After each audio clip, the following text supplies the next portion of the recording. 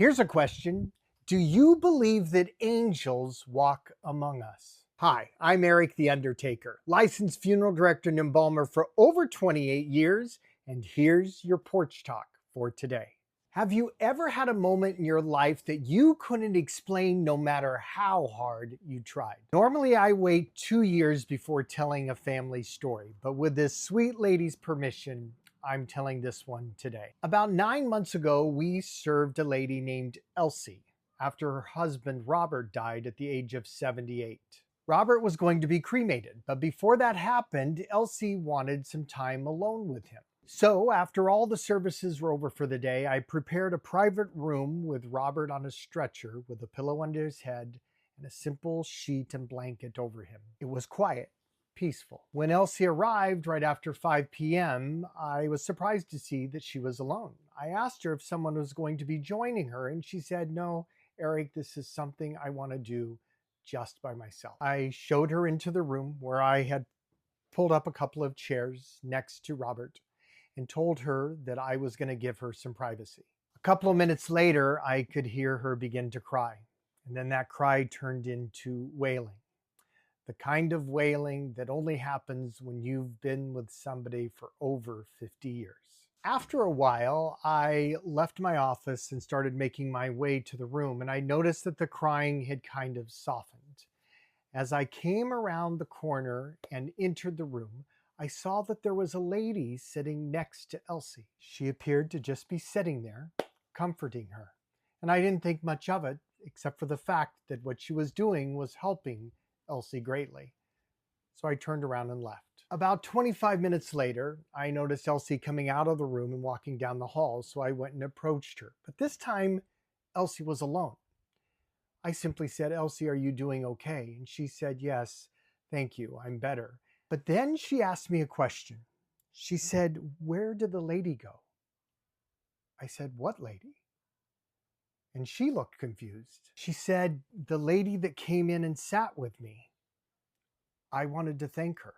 I felt a chill instantly run through my body as I told her, "Elsie, there wasn't anyone else here. The front door was locked.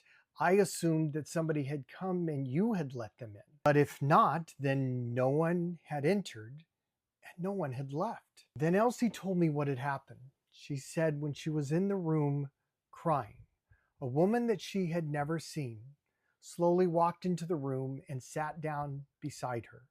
She put one hand on her shoulder and one hand on her hands and looked at her with the kindest eyes and said, "Elsie, Robert is okay, and you are going to be okay as well." She said there was something about this woman that immediately brought her peace.